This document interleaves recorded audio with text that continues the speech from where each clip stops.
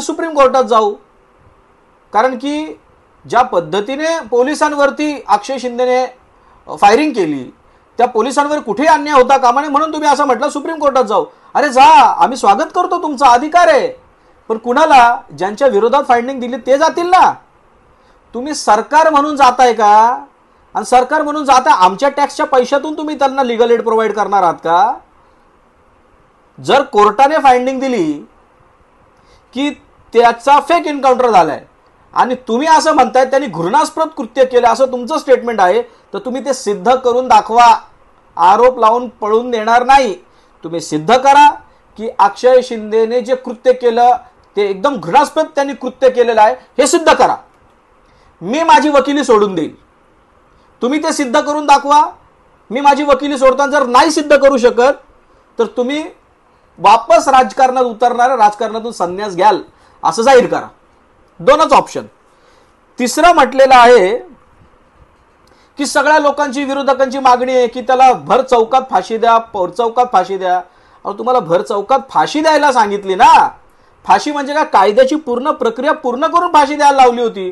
अरे तुम्ही तर डायरेक्ट खूनच केला. खून करायची मागणी होती का? फाशीची मागणी होती. ती प्रक्रिया पूर्ण करून त्याला फासावर लटकावला असा आक्षेप नव्हता. तुम्ही तर शॉर्टकट मेथड लावून खूनही करता आणि न्यायाधीश बनवून आरोप सिद्ध न होता त्याला तुम्ही दोषीही ठरवता. जज आहे तुम्ही, कोर्ट आहे तुम्ही, कोर्टाचे अधिकार वापरता, स्वतःला कोर्ट समजता. अजिबात महाराष्ट्रात आम्ही खपून, वकील तर खपून येणार नाहीत. चौथा मुद्दा, तुम्ही असं म्हणालात की अक्षय शिंदे जो मेला तर त्याच्या मेल्यामुळे सगळ्या लोकांना समाधान आहे. कुणाला समाधान आहे? तुम्हाला समाधान वाटते? माणूस मेल्यानंतरही तुम्ही त्याच्यावरती राजकारण करताय. माझं तुम्हाला खुल्लं आव्हान आहे. तुम्ही गृहराज्यमंत्री आहात ना. मी आता तुमच्या मंत्रालयातच जाऊन तुम्हाला ही नोटीस सर्व करायला गेलो होतो. तुम्हाला अजूनपर्यंत कार्यालयाचंही वाटप झालेलं नाही अशी मला माहिती मिळते.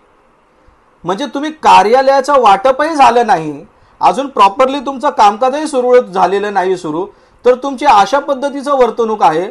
मला आश्चर्य वाटतंय. महाराष्ट्र राज्याला अशा पद्धतीचे गृहराज्यमंत्री लाभले तर 5 वर्ष लोकांनी काय अपेक्षा ठेवायच्या? You should be unbiased. तुम्ही पक्षपाती नसायला हवेत. तुम्ही सगळ्यांना समान नजरेने धरायला हवं आणि न्यायालय जो काय निकाल देईल त्याचा सन्मान करायचं शिका. चॅलेंज करायचा हायकोर्ट हे शेवटचं कोर्ट नाही असं तुम्ही म्हटलात, मान्य आहे मला. परंतु जर जायचं असेल ना सुप्रीम कोर्टात तर आमच्या टॅक्सच्या पैशातून तुम्ही सुप्रीम कोर्टात जाऊ नका. असेल ना हिम्मत तर स्वतःच्या खिशातले पैसे टाका आणि त्यांना आरोपी जे आहेत ना संजय शिंदे वकील त्या लोकांना तुम्ही ते पैसे प्रोव्हाइड करा फीससाठी. हे अजिबात महाराष्ट्रात खपून घेतलं जाणार नाही. दुसरा मुद्दा संजय शिरसाटांचा. अक्षय शिंदे नराधम होता. कुठल्या अधिकाराने म्हणताय तुम्ही तो नराधम होता? तुम्ही जज आहे तुम्ही. कोणी अधिकार दिला तुम्हाला? मी संजय शिरसाटांना ओपन आव्हान देतोय.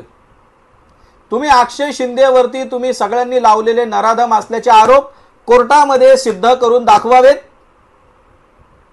आणि जर तुम्ही सिद्ध करून दाखवलं तर मी सांगतो मी माझा वकिली पेशा सोडीन. आणि जर नाही सिद्ध करू शकले तुम्ही तर तुम्ही राजकारण सोडायचं. या ओपन चॅलेंज. आणि जर याच्या पुढे तुम्ही न्यायालयाची भूमिका बजावायला असणार तर मी तुम्हाला ही नोटीस याच्यासाठीच पाठवलेली आहे का तुम्ही ही गोष्ट सिद्ध करून दाखवा जे बोललात ते. आणि जर सिद्ध करू शकला नाहीत आणि जर 24 तासाच्या आत सत्य काय आहे लोकांसमोर मांडलं नाही तर मात्र कोर्टाच्या कारवाईला सामोरं जायची तुम्ही तयारी ठेवा.